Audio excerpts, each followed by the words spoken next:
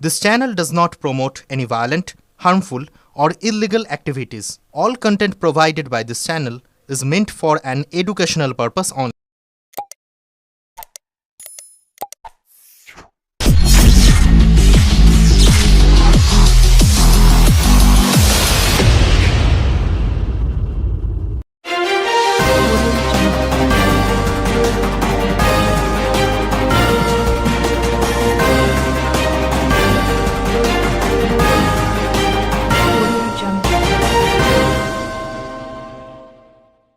খেলো India international চ্যাম্পিয়নশিপে হাওড়ার জয় জয়কার। গত 4 জানুয়ারি হাওড়ার দাসনগর আলমোহন দাস ইন্ডোর স্টেডিয়ামে মহা সমারোহে অনুষ্ঠিত হয়ে গেল চতুর্থ খেলো ইন্ডিয়া খেলো ইন্টারন্যাশনাল চ্যাম্পিয়নশিপ। আন্তর্জাতিক স্তরের এই প্রতিযোগিতায় অসামান্য কৃতিত্ব প্রদর্শন করে একাধিক পদক ছিনিয়ে নিল স্থানীয় প্রতিভারা।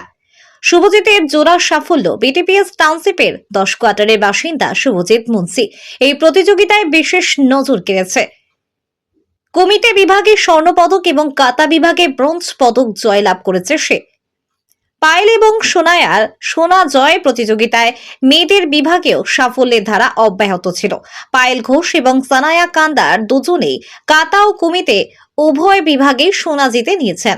তাদের এই অসামান্য সাফল্যে খুশি স্থানীয় ক্রীড়া মহল। প্রশিক্ষকদের অবদান এবং সাফল্যের ইতিহাসে এই কৃতি ছাত্রছাত্রীরা এমএসডি শতকান ক্যারাতে একাডেমিতে দীর্ঘ 1 বছর ধরে কঠোর পরিশ্রম করে চলেছে।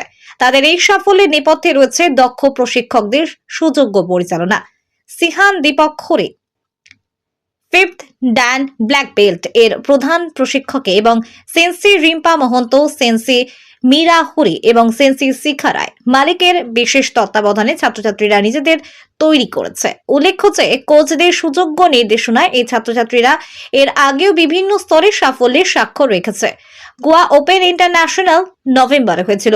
গোয়ার পেডডেম স্টেডিয়ামে অনুষ্ঠিত এই প্রতিযোগিতায় তারা সোনা ও ব্রোঞ্জ জিতেছিল। বর্ধমান জেলা স্তরের প্রতিযোগিতায় সেখানেও তারা 2 বিভাগেই সোনা জিতে নিজেদের শ্রেষ্ঠত্ব প্রমাণ করেছিল।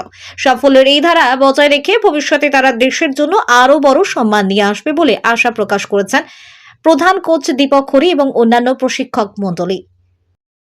ব্যুরো রিপোর্ট, আমার কলকাতা নিউজ।